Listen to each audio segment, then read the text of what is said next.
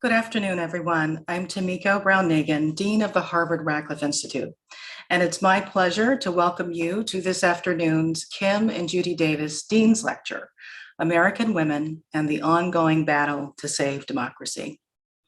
Before I introduce our featured speaker, Jennifer Rubin, I'd like to take a moment to thank Kim and Judy Davis, whose support makes this lecture series possible. I also want to acknowledge the members of the Radcliffe Institute Leadership Society and all our annual donors. Your generosity keeps Radcliffe programming free and open to the public, and we thank you. Today, we'll explore the groundswell of women's activism and political engagement that has reshaped American democracy in recent years. This topic is of particular significance to us here at the Radcliffe Institute. We trace our origins to Radcliffe College, established in the late 19th century to educate women who, at the time, were denied access to Harvard, and we sustain a founding commitment to the study of women and gender. Women's political engagement is a particular strength of our Schlesinger Library collections, and I encourage anyone who's interested in learning more to visit our website. Now, when we think of American politics, we often think first of elections, legislation, and courts. But for generations, women in this country were largely shut out of formal modes of political participation. Just last year, we marked the centennial of women's suffrage, an incomplete but important turning point in the expansion of citizenship in the United States. Since then, women's participation in formal politics has increased, though significant gender inequities persist. Women now hold 143 seats in Congress, and in 2020, Kamala Harris became the first woman, the first Black person, and the first South Asian person elected vice president. In every presidential election since 1980, women have voted at higher rates than men, and pundits have often cited women's votes in national elections as decisive. Much remains to be done, but this progress has both symbolic and legislative significance. It moves us nearer to the American aspiration of opportunity and inclusion for all. Yet democracy is far more than formal politics and institutions. And as a scholar of the civil rights movement, I've studied how generations of ordinary Americans, particularly those originally excluded from full American citizenship, have transformed this nation by demanding it live up to its highest ideals.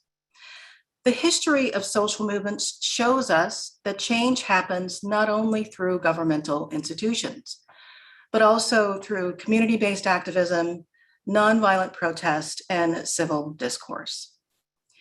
And as our distinguished guests will argue today, women from across the ideological spectrum have played a particularly crucial role in the recent history of our democracy in both formal and informal ways. Ours is a fraught historical moment, and it can be tempting to disconnect from politics and the daunting challenges we face. But the last several years are, if anything, a powerful reminder that we must continue to engage one another, especially when we disagree. Today, we're fortunate to be joined in this discussion by Jennifer Rubin, a distinguished and independent-minded journalist whose writing analyzes the broad spectrum of democratic participation happening across the United States, from community organizing to bids for public office. Jennifer is, of course, the author of the new book, Resistance: How Women Saved Democracy from Donald Trump. Her opinion writing in the Washington Post covers foreign and domestic policy and politics, including the conservative movement, Republican and Democratic parties, and threats to Western democracies. Jennifer also is a contributor to MSNBC. She has previously written for Commentary Magazine, and she practiced labor law before beginning her career in journalism. Following Jennifer's remarks, she'll be joined in conversation by Michelle Martin. Michelle is the weekend host of NPR's All Things Considered, and previously worked at other major news organizations, including ABC News, The Washington Post, and The Wall Street Journal. Michelle is also an alumna of Radcliffe College, and we're thrilled to welcome her back. Following Jennifer and Michelle's discussion, we'll turn to audience questions. You can use the Q&A feature on Zoom to submit your questions at any time during the program. We ask that you keep your questions brief so we can address as many of them as possible. And now I'm pleased to turn the virtual floor to Jennifer Rubin. Thanks so much. It is a pleasure to be here. And I think the timing is perfect. I must say, when I wrote the book, or when I finished the book, I wondered how relevant it would be going forward, because Donald Trump was leaving office after all. And what do we have this week? We have a major fight in Congress over an enormous bill that is essentially aimed at and was drafted by women. We have a major fight going on in Texas regarding abortion rights. We have the continued criticism of the Supreme Court, thanks to the machinations that allowed both Justice Kavanaugh and Justice Amy Coney Barrett to get on the court. And of course, we have not too long from now, we're going to have midterm elections. So I think both in terms of the subject matter, but more important, I think some of the lessons that I learned, and hopefully others will take away from the book, are as relevant now, if not more so, in the wake of January 6th and in the wake of 9 months or so of a new president. So let's go back and start where the book starts, which is 2016. And I start with some vignettes of women who were experiencing that night of the election in 2016. I don't do this to give people the sort of flashbacks and an emotional crisis, but it is hard to remember sometimes.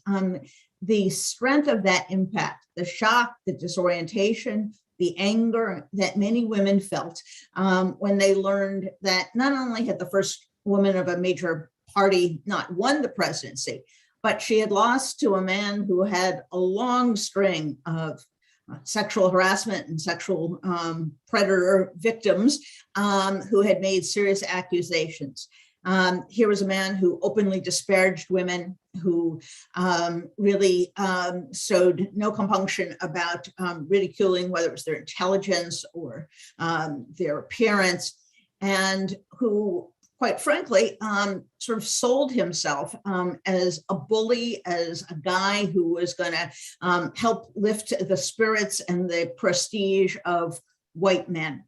So it wasn't simply the loss of Hillary Clinton, it was this candidate in this time.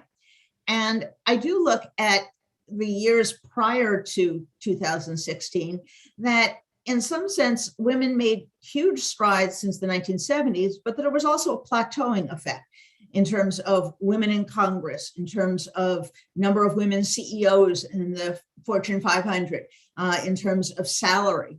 And so I think people had expected with Hillary's win that, well, we're going to get some energy here. We're going to rejuice our economic, political power, and we're going to have a new period of progress. That did not happen. And what happened is that rather than retreat from politics, which would have been an absolutely normal human reaction, and rather than become completely depressed, women did what women often do, and that is they reach out to other women. They talk, they commiserate, they help process a traumatic event, which this was. And in this case, what I saw over and over again, whether it was in Los Angeles, whether it was in Michigan, whether it was in Alabama, Connecticut, Virginia, is that women began to knit together networks of their friends, their neighbors. These were not people who were necessarily involved in politics at all previous to this. Many of the people who I interviewed kind of sheepishly said, well, I tried to vote in every election, but I probably missed some. But they had never been to a demonstration. They had never worked on a political campaign. They had never protested. But with the connections that they were making, a light switched on. And that light really was a recognition that democracy is not something other people do, that our country had taken a very alarming turn, and that it was up to them collectively and individually to step forward when their country needed them. Many of the women I spoke to who ran for Congress for the first time in 2018 had a national security background. Abigail Spanberger, who was in the CIA, Amy McGrath, who had been a Marine pilot. And to a person, these women said, I felt like once more I was called to duty. They had had a sense of public service in their military careers, and they really felt that same sense of obligation now that democracy seemed to be imperiled by this very dangerous character who had little, if no, appreciation for our democratic norms and institutions. And so they began doing things. Some of them organized, some of them protested, some of them ran for office, others volunteered for campaigns. And part of the fun of doing this book was really seeing how women networked and created their own networks. If you think about it, in a traditional political setting, let's say a political party decides to get someone to run for office. Chances are it's a wealthy person because it always helps to have people who can self-fund. And most wealthy people are still males. We saw this in the 2020 election when the billionaires showed up and the billionaires were all male. But these women didn't have that. They didn't have a network of money. They didn't have long-standing ties in the political community. Many of them had never even held office at the local and state level, as women in 1992, the so-called Year of the Woman did. And so they had to figure it out. They had to figure it out as they went along. Now, there were multiple ways in which they did this. There were some existing organizations that played an absolute critical role in this. Emily's List, and I spent hours and hours with their political folks and their organizers, their leadership. That is the source for money and training and support for women who are pro-choice. And I tell the story of the Women's March, that when this thing was up and running, many of the established groups, including Emily's List, didn't really know what this was about. They weren't running it. They weren't involved. They kind of looked at each other and shrugged their shoulders. They didn't know if it was going to be a big deal. It seemed a little odd. Who was going to turn out in Washington the day after the inauguration? It didn't seem like it was destined for the success that it later had. But Emily's List said, let's rent a hotel room. Let's rent a small room so that we can, if anybody shows up, offer training, offer assistance for women who might be considering running for office. And let's just make sure that we can cut the room down in case nobody shows up. Well, nearly 1,000 people showed up. Which is extraordinary for one of these, particularly since they hadn't done massive advertisement, massive marketing. And that gave them a little bit of an inkling. Something is happening, something is up. And when they went to their email drop box, they discovered that by Thanksgiving, some 3,000 women had contacted them online wanting to run for office. This had never happened before. It also was the case that money began pouring into their coffers. Usually, Emily's List, like most other political organizations, has to save money after elections so they can meet their payroll, because people are worn out. They don't want to give after they've just finished giving. They're tired. They go back to their regular lives.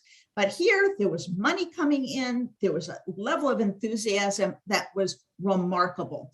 And that, of course, was the beginning of a cycle of recruiting, helping to train, helping to network with women. And the women who did run, again and again, point to Emily's List as a source of what they would call magic money, meaning that after they had tapped out their own resources, they could rely on Emily's List to get the money, to get them some financial support. So there were organizations like that that they could at least access. But then there was a flurry of new organizations, Indivisible, which many of you may have heard of, now tens of thousands, hundreds of thousands people strong, started with a husband and wife who were bombarded by their friends and neighbors with questions and pleas. What is it that we can do? We feel so helpless. We feel so unfit and unprepared for this moment. And so they put together a little kind of how to organize pamphlet, and they sent out a Google Doc into the internet, and lo and behold, thousands upon thousands of people replied. And by the end of the year, they had over 17,000 people who had signed up. That's extraordinary. And about 75% of them were women. So there were formal organizations, there were new organizations, and then, of course, there were women who just organized themselves. I tell the story of a district in Virginia, which is Abigail Spanberger's district, one of the many counties that are present in her district is Chesterfield County, which is a pretty conservative district. It had voted for Trump, and yet there was a group of women there who had watched the election, who were reeling from this experience, and they wanted to do something. They heard about another group that had also formed. They merged their groups, and pretty soon the liberal women of Chesterfield County had about 3,000 members. And these women recruited candidates to run on the Democratic ticket. Many of those races never had a Democrat participating.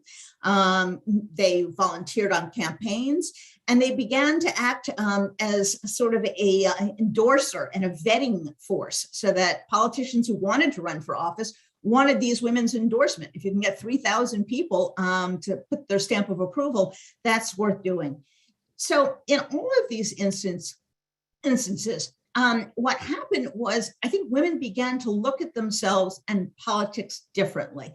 For those who had not been politically active, suddenly they were political activists. That's how they began to define themselves. For those who had been somewhat passive, this meant that they were perhaps going to devote their entire energies to the new field of politics.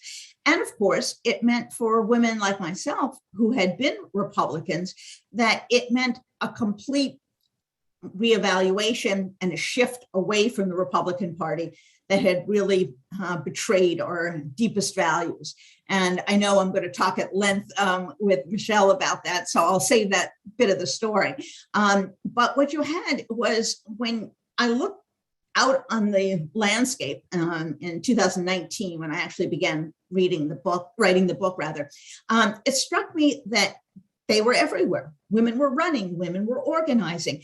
And although there was plenty of coverage of the resistance, the informal name we use to describe the people who opposed Trump and his policies, it was not evident from the coverage how strongly women were contributing.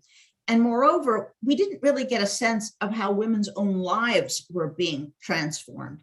And that was really the impetus for the book. I wanted to show not only how women were participating and making change, but how women were reinventing their own lives in meaningful ways, not because they were interested in self-promotion, not because they wanted the fame of politics, but because they felt like they had reached a crisis point in American democracy. So the book hopefully gives a sense of the depth and the breadth of women's involvement in politics. And I want to fast forward for a bit to the 2020 election. I must say, I was stunned, is the only word I can use to describe it, when at the beginning of the political season, I heard from many Democrats, women as well as men, that now was not the time to nominate a woman for president. That was too risky. We can't F this up, they would say over and over again. And what they meant by that is that the thought of 4 more years of Donald Trump was so terrifying that they felt like they had to find a safe candidate. And in their own minds, what was safe was a white male, was a traditional model of presidential power. And all of the women running, particularly the 4 senators who ran, the 4 female senators, had to combat this notion that they were too much of a risk to go up against Donald Trump. Now, what we found, of course, is as soon as Kamala Harris was chosen as vice president, people touted her ability to expand the electorate, to bring in new people, to bring in women of color. But when they were beginning to run for themselves, you had this constant refrain. And I think that comes from 2 factors. One was a assumption that is common in such situations, that when you have someone who is in an underrepresented group and they fail at something, the overwhelming conclusion is that they failed because of their membership in that group. So it wasn't that Hillary Clinton was a bad candidate. It wasn't that James Comey put his foot into the election 11 days before people went to the polls. It wasn't because they made a mistake in not spending more time in Wisconsin. They decided it was because she was a woman. And hence, America was not ready for a woman. So to my surprise, I found that the election after Hillary Clinton was in many respects harder for women to run than it had been for Hillary Clinton. And it was fascinating to watch all of them run. And I think we learned a few things. One was when you have more than one woman, they're allowed to be an individual, just like the men are allowed to be individuals. Just like you wouldn't ever confuse Pete Buttigieg and Joe Biden. Different people, different platforms, different backgrounds. And so without the woman candidate, they could feel free to present themselves simply as a candidate. I will say, however, that it was very evident to me that the standards for women, the coverage of women was markedly different than it was for men. I spoke to Stacey Abrams at one point, and she had a great way of putting this. She said, a man rolls out of bed and says he has a good hair day and decides, I'm going to run for president. A woman will agonize. She's not prepared enough. She doesn't have the experience. She needs more policy positions. And that differential in the level of preparation and the level of experience was so evident to me in 2020 that if it weren't quite disturbing and quite sad, it would have been funny. You had someone like Elizabeth Warren who had a stack of white papers about yay high. And then you had people who had, like Tom Steyer, who was a billionaire, had never run for anything. You had Andrew Chang, who again hadn't run for anything, hadn't held office again. And so you had this huge disparity, and yet the refrain of who was risky and who was not risky remained in gender terms. And I think we have still to get through that assumption, those sets of assumptions about women running for executive power. We've had very few women governors in our history. Obviously, we have had a woman president. And I think the battle has a long ways to go, as it were. But I also look at how Joe Biden ran his race, how he won, and what he's doing now. And that kind of brings us back to the present. He had a large number of women who worked on his campaign, including his campaign chief, who was Jennifer O'Malley Dillon, now a deputy chief of staff in the White House. The virtual convention, which was a huge success, was run by a woman, directed in large part towards women. When it came to rolling out his agenda, he looked to the work of Neera Tanden, who at that time was head of the Center for American Progress, later to be nominated for the Office of Management and Budget and dinged by Republicans who were terribly upset, you see, by her spicy emails and spicy posts. But in the context of Joe Biden, she had laid out an agenda that she called the new social contract. That was the Build Back Better agenda. Almost whole hog, Biden took that and he said, it meets a couple needs. One, it's consistent with his view that government needs to work better for working class and middle class people, but it is also very heavily aimed towards women. And he knew that issues like childcare, issues like universal pre-K, issues like senior care were things that were much, much more important to women voters. And he realized that as the election wore on, he was going to have to win not only the women's vote, but win it in very large numbers. And so you can see kind of the process by which he won and developed an agenda. He wasn't a woman, but women's handprints were all over this. And I don't think we would be now having a discussion about whether it's 3.5 trillion or 2 trillion, had it not been for the emphasis and the focus on women. I think before we bring Michelle back in, or Michelle in, I'm asked very often, what now? So what? And I think the lesson of the last 4 years for me was that democracy is a participatory sport, that we have noxious forces at work in American society. We have a right-wing media silo that cuts people off from reality. We have a toxic social media. We have a underlying white grievance and white supremacist movement that has become highly activated and highly engaged. You have a large segment of the population that no longer thinks democracy is the best form of government or is indifferent to democracy. And when you have that array of factors, and when you have demagogues who can easily capture the microphone, the Twitter, or the Facebook account, you need everybody else on board.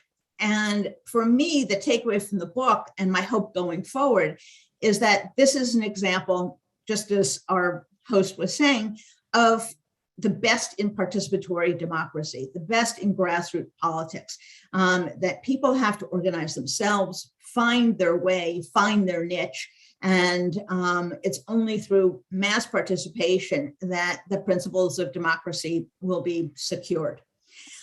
So I look forward now to getting some questions. Why don't we bring Michelle onto the virtual stage if we can? Hello. Hi. Hi, good to see you again. We should probably let people know, in the interest of transparency, that we've actually spoken about the book before.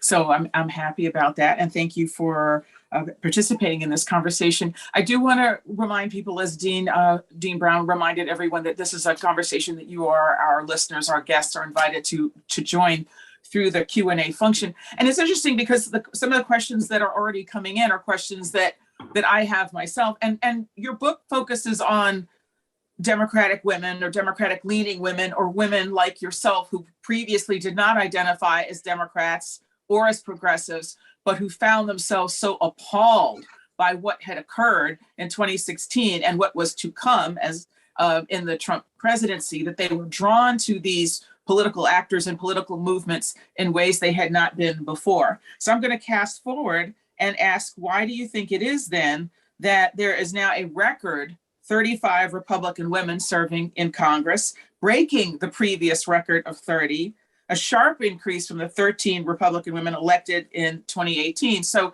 basically 2 years after Democratic women set records for participation and for election, taking back the House, as we know, Republicans basically did the same thing when it comes to participation of Republican women. Why do you think that is? Well, part of the explanation was Trump and was 2018. I talked to a number of women who helped fund those campaigns, helped push for them. And what they told me is the Republican Party had never been keen on trying to recruit women as women. They said, well, that smacks of, sort of identity politics. We don't like that kind of stuff. We just want the best person. And as a result, women were often edged out. The party wasn't anxious to fund them. And so what happened is after 2018, Republican women, both Republican women who had been in office, former senators, as well as women who were engaged in fundraising and activism, looked around and said, okay, we are in trouble. The gap now between Republicans in the House, just as you point out, and Democrats in the House, between Republicans and Democrats, is huge. And it's going to keep growing unless we do something about this. So they took a page from the book of the Democratic women in 2018. They recruited newcomers. They did a lot of their own fundraising. In some cases, they had to butt heads with the party who wanted to shunt them off into a district that wasn't particularly conducive to a Democratic win. And they figured out, just like their Democratic counterparts, that if they were going to get anywhere in the party, they had to organize and they had to run. And it's a truism in politics that you don't win races, you don't run. And they recruited a very large number of women. And because the Republicans did better than expected, talk about why that was, in 2020, below the presidential level, a lot of them were successful and a lot of them were moved into office. Now, I would keep an eye on many of those women for the following reasons. They came into office in most cases, not all cases. We have the Marjorie Taylor Greens, we have the Lauren Boebberts, we have those people, but many of them came into office as kind of old school Republicans. These were fiscal conservatives, strong in defense Republicans. They didn't particularly identify with Donald Trump. They won in many districts because people were willing to split the ticket, vote for Biden for president, but for a Republican for House. The question is now what happens going forward? Now that virtually all of them have signed on the dotted line and voted right in step with the Republicans, whether it was on impeachment, whether it was on refusing to raise the debt ceiling, they now, I think, are going to be judged quite differently than they were when they were on the scene for the first time in 2020. And I think what you're going to see is some rematches, some Democratic women against facing Democratic Republican incumbents at this point, to raise the issue. Have these women really been true to their promise? Aren't these women part of the problem? And I think we're going to see in these districts that are really marginal, some of these districts were won by 1 or 2 points or even less. I think you're going to see the democracy debate played out among women. You can say that it's disappointing that you still have women on the Republican side cheerleading for Donald Trump. But on the other hand, at least you have a debate within the women's side. And so I think we are going to reach a period of time when women who won in the Republican Trump era are going to have to be held accountable for what they did when they were there. And I will be looking out for that, I assure you, going forward. Well, it is interesting that we have a lot of questions about the appeal of Trump to women per se. I mean, the reason I'm sort of jumping ahead to the questions is that I think that there are questions that a lot of people have, and again, I invite you to throw questions into the Q&A function of your chat. And I think that the question a lot of people have is, how do you explain the appeal of Trump and Trumpism, as it's now called, to largely white women in the Republican Party? I know we have, there are some obviously examples of people of color, women of color, who have gotten a lot of attention in the media, or who, for example, like office holders like Nikki Haley, who's a woman of South Asian descent, later became UN ambassador, continues to align herself very closely with the former president. but a lot of people want to know, how do you understand it? Yeah, It is it's- largely a white woman phenomenon. In fact, the fact is, the data is clear that a majority of white women voted for the former president in 2016 and did so again in 2020. How do you understand it? Right. This was one of the great questions I had going into this. I didn't know the answer to this. And although I think there is, still more to be learned, I think I came away with the following, and that is that women, like men, are complicated people. And you have to look at gender, but you also look at education level, religion, geography, income level. And within those, the preferences are going to cut in various directions. If you look at the comparison between white men and white women, which I did the other day after our first conversation, because I was compelled to go check on this, Biden did better with white women. He still lost them, but he did better with white women than white men. Biden also did much better with college educated white women than even Hillary Clinton did. And college educated whites, both men and women, have moved dramatically in the direction of the Democratic Party in the Trump era, perhaps not surprisingly, as they have turned to this sort of know-nothingism and this bully nationalistic profile. We also saw Latinas vote very heavily for Joe Biden. So it is not, I think, impossible to understand that for certain women, they are in the same sort of mental, emotional space as white men. They sit there watching Fox News all day long. They have come to believe that Christianity is under attack. They have come to believe that their way of life, which in many cases is race, is threatened by immigrants. So they are not immune to these forces. The good news is that they're attracted to Republicans in lower numbers than Republican men, but they're still not, as you correctly point out, have not made the shift out of the party. And I think when I look at myself, I look at other women who made the migration out of the Republican Party.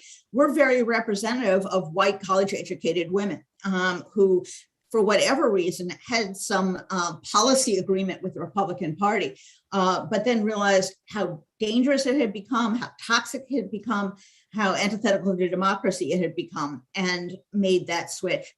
This is a work in progress. And I would say to women who are organizing now in expectation of 2022, 2024, that the job is not done there.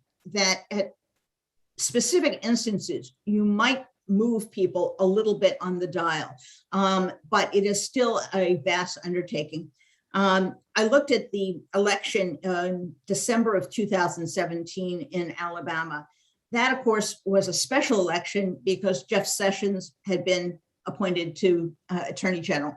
And so Doug Jones was the Democrat and Roy Moore, the Republican. Roy Moore was a former judge, a radical, sort of a rock rib racist, to be honest, very anti-gay. And it turned out a series of women came forward and revealed that as teenagers, they had been sexually accosted, sexually abused by Roy Moore. He denied the allegations.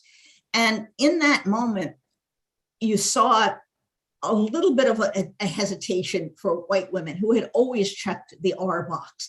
And yes, some of them flipped over, but really the people who elected Doug Jones were African-American women who turned out in huge numbers, greater than they ever have. And so that was, I think, what you're talking about, this double-edged sword, that sometimes you can move the dial, but it is in many instances an uphill struggle.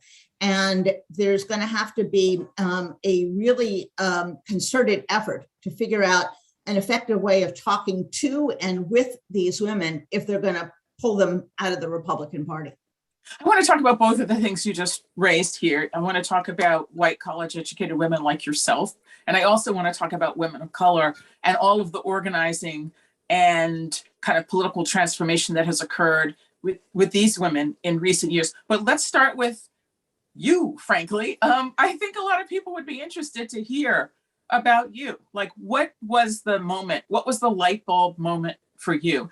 And as you know, it's never easy to change sides, as it were. You know, we've got a couple of high profile examples like Jim Carville and Mary Matalin, of people who are kind of, you know, married, high profile people in politics married to somebody across party lines. You know, I just realized I'm just reading Adam Schiff's new memoir that's coming out, and realizing that he grew up in a really bipartisan household. In fact, he says a number of members of his family never voted Democratic until he became a congressman. And he thought, oh, okay. But it's, as you know, a person like yourself, it's not just the lever you push. A lot of times it's your friends. It's the people you hang out with. It's the people you call on the phone. It's the person you go get coffee with. It's the seminar you go to. So what was that light bulb moment for you when you said, you know what? I thought of myself this way. I thought this was my basket of issues. This no longer is, and I cannot abide this anymore. What was it? Well, I was in denial for quite a while. When Donald Trump rode down that golden escalator, I said to myself, this is impossible. Republicans are never going to let him be president.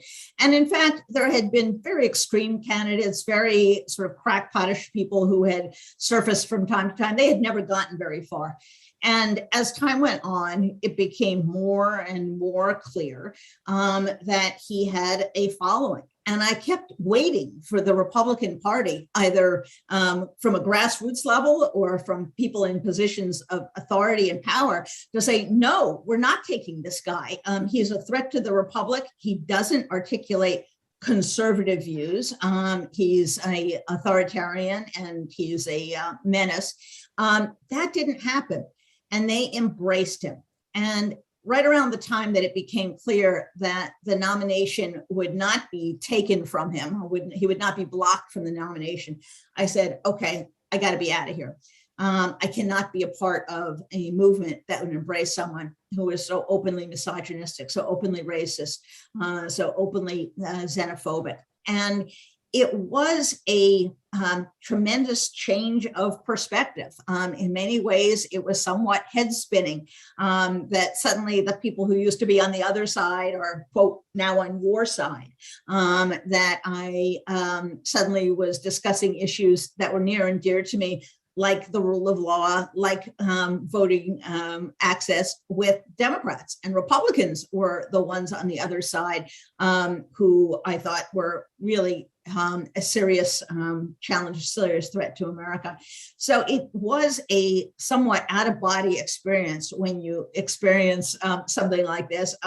The only thing I can analogize to it, and I have not myself been divorced, but for my divorced friends, it's that level of kind of emotionally wrenching experience that you no longer, as you say, hang out with those people. You no longer get your identity, seek your affirmation, seek encouragement, seek professional assistance from those people. Now it's the other people. Now, I was fortunate enough that I wasn't exactly alone. There was a group of us informally dubbed the Never Trumpers, and men and women who were appalled by this. And too few of us, I think, sadly, I remain stunned that so many people have simply gone along with Trump. But there was a small community of us that kind of banded together. So that was one thing. And I think my perspective also changed tremendously. I really was no longer interested in exactly what the top marginal tax rate was going to be. I was interested in the preservation of democracy. I was interested in how we're going to prevent a party from continually claiming fraud and foul and using violence or the threat of violence to get elected. I'm concerned about the bastardization of the Justice Department, the use of political players to force prosecutorial decisions. I'm very concerned about attempts to suppress the vote. So my perspective changed, and the people who were obviously much more engaged with that issue were the Democrats. And I think to some extent, my perspective has remained there because the threat remains there. And I I think there are healthy disagreements within the Never Trump / Democratic coalition on all sorts of things, on Afghanistan, on the size of the reconciliation package. But the one thing that bands us together is this concern about the rule of law, democratic norms and institutions, and truth-telling, that we've all gone through 4 years, and it continues to this day, of this gaslighting, of this absolute inability, unwillingness to deal with reality. And that, I think, is an underestimated threat to democracy as well. You can't have a self-governing people and a democracy in which we hold people accountable if everybody is simply going to make up their own facts in their own world. And that is among the most troubling trends that we have seen.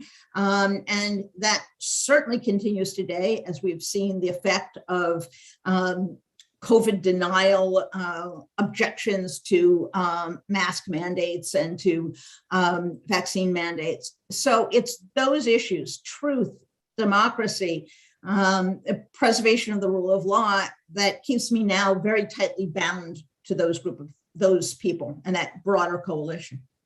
I want to ask about, and a number of people are interested in, what role you think race is playing in this. And there's so many ways in which race has become a part of this conversation, both in what we are encouraged to talk about and what some conservatives have now determined we should not talk about ever, like so-called critical race theory, which is something that I'm sure a lot of people on this call know well, and know that this sort of furious debate on this. I mean, it's become an issue, let's say, in the Virginia governor's race, which is sort of currently ongoing. And I'm just interested in what role you think, as a number of the people on our call are interested in, what role you think race plays in this. I know you talked to Stacey Abrams. It would be interesting, first of all, to talk about whether her trajectory in seeking public office is different or the same of that of the other women that you interviewed, as a woman of color who has her own sort of unique story. And then more broadly, what would you say about how race is a part of and animates this whole conversation? I think race is absolutely front and center. And I think whenever we talk about democracy, whenever we talk about the Trump movement, the MAGA movement, really at the bottom of this is race. Because what he has appealed to is a sense of white grievance, of white frustration, that we used to be in charge of everything. And now all these other people being women, other people being immigrants, other people being people of color, are taking something away from us. And it is this frantic, angry backlash that Trump fed and played into with the help of right-wing media that has fueled much of this. And when you look, you don't even have to scratch the surface. It's right there at the surface. Many of the issues come down to nothing but race. What is the replacement theory now that you hear about, that the Fox News people are babbling about? That is about race. When you talk about voting access, voting suppression, we're talking about denying people of color primarily, but also poorer people, working women, and the opportunity to vote. So again and again, it is right there. It is right front and center.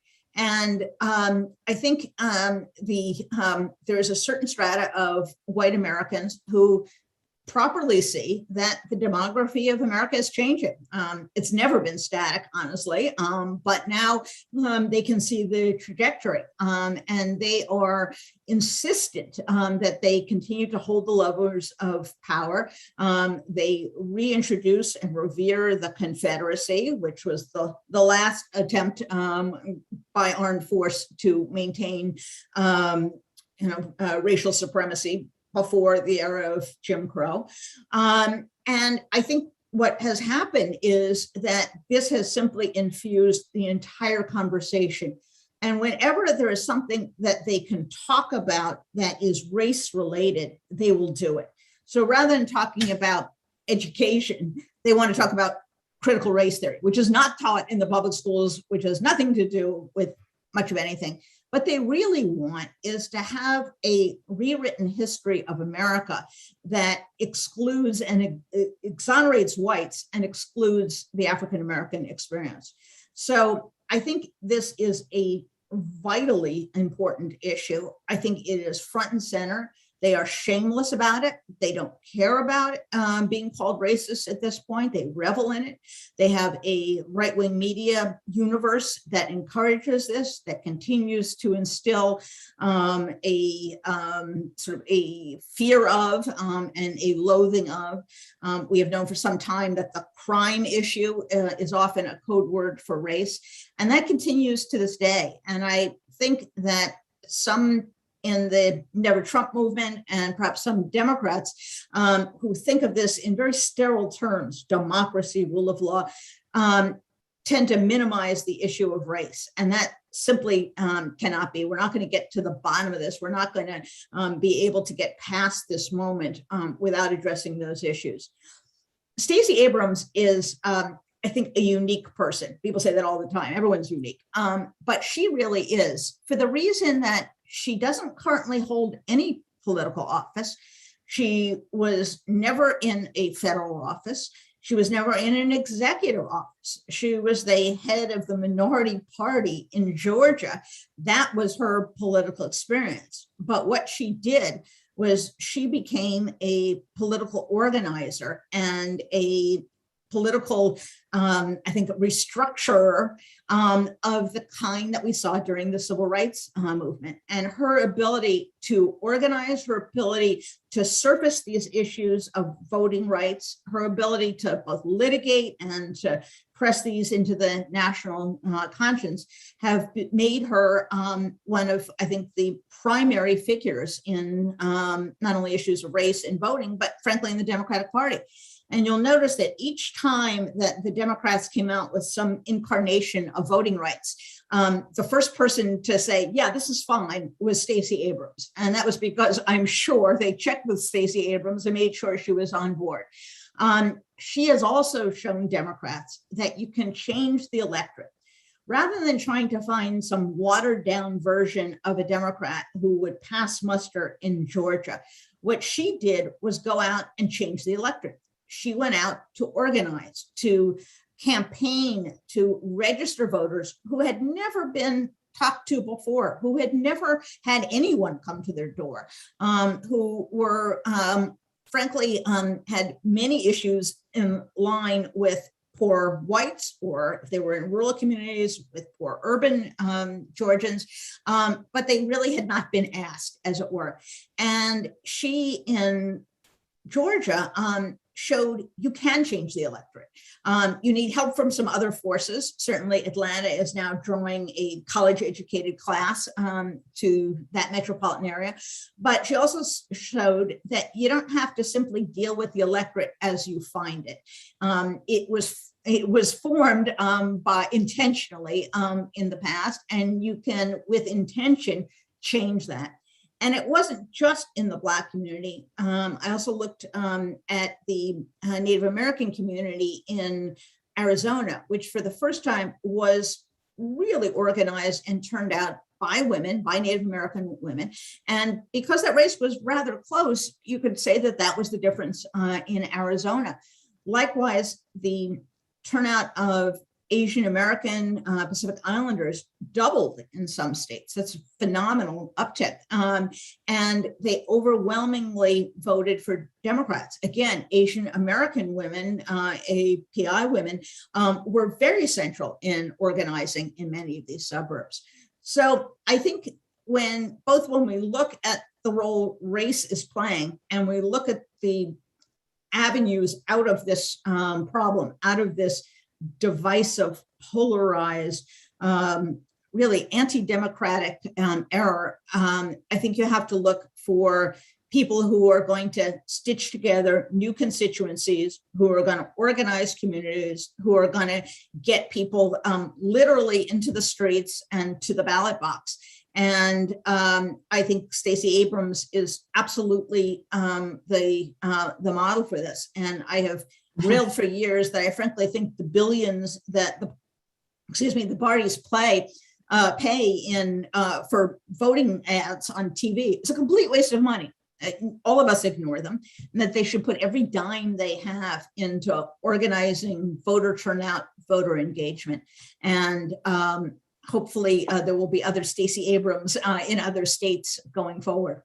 We only have about 5 minutes left, so I want to give you a chance to kind of give us a closing thought, but I do want to give you a sense of what some of the other things that people are interested in, so that perhaps you can address those things in your closing remarks. What I see in a lot of the questions are really a deep concern about, obviously, the critical issues that affect people's lives in a very deep and personal way, like access to abortion, like reproductive rights, and things. That is something obviously that people are very concerned about. But I really sense in many of the questions a sense of despair and pessimism about why it is, how we got to a place in this country where people can't disagree in a principled fashion. I mean, obviously, we've always had terrorism in this country. I mean, because what is the Ku Klux Klan but a terrorist organization dedicated to suppressing the lives and hopes and dreams of a particular group of people or groups of people? So it's not that that's never existed, but what I see in many of these questions, many people want to know is, what's the future?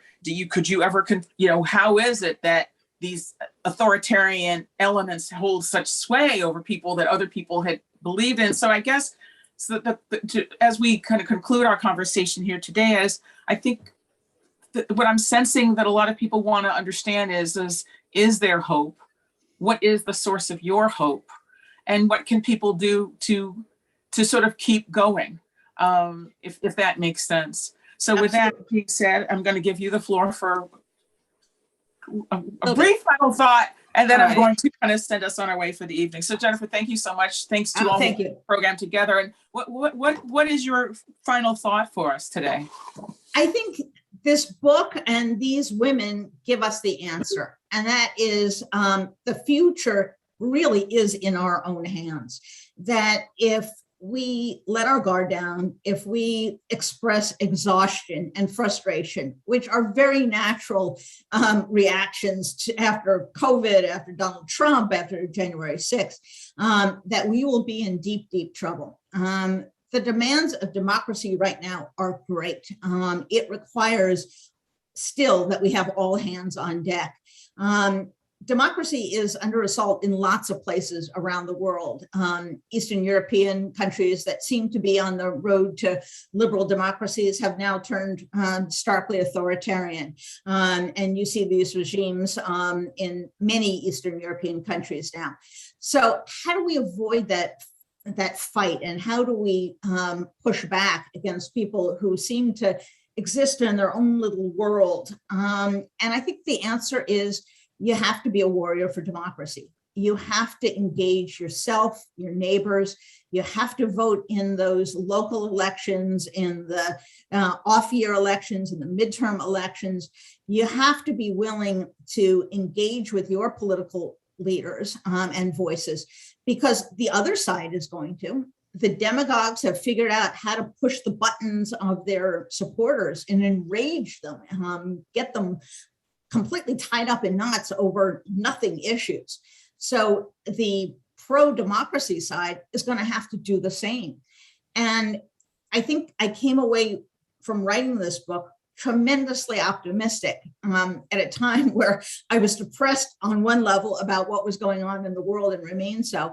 This was such an affirming story to me. It was people who reinvented themselves, really fulfilled the basic principles of democracy, which is self-government, self-education, reached out to their neighbors, their friends, and like me, in some instances, reached across the aisle because democracy was the fundamental concern. We live in a highly polarized, highly crazy political time. And I'll be frank, it's because one party is politically crazy and extreme. And I think one of the issues, one of the problems is that the media, people I work with, people that you work with, have not properly alerted the American people they tend to treat the two parties as, you know, two halves of the same coin. They talk about polarization or radicalism as if it's kind of free floating, as opposed to recognizing that it's one party that has gone off the deep end. They talk about gridlock as opposed to seeing the obstruction that is driven by one party. And so I think media has a role to play in this. I think we have to be on the side of democracy. We don't necessarily want to take sides in policy arguments, but when presented with democracy or not democracy, I don't know how a free press avoids making a choice, avoids showing America what is going on. Okay, So I think we have to conclude before we have a very hard end. So thank you, Jennifer Rubin, the author of her latest book is Resistance. Thank you to all who participated in this conversation today. I want to mention that today's program has been recorded and will be posted on the Radcliffe website in about a week. And for information on upcoming Radcliffe virtual programs or to see videos of past events, you can visit www.radcliffe.harvard.edu. Thank you for joining us today, and I do hope that we will meet again. Thank you so much.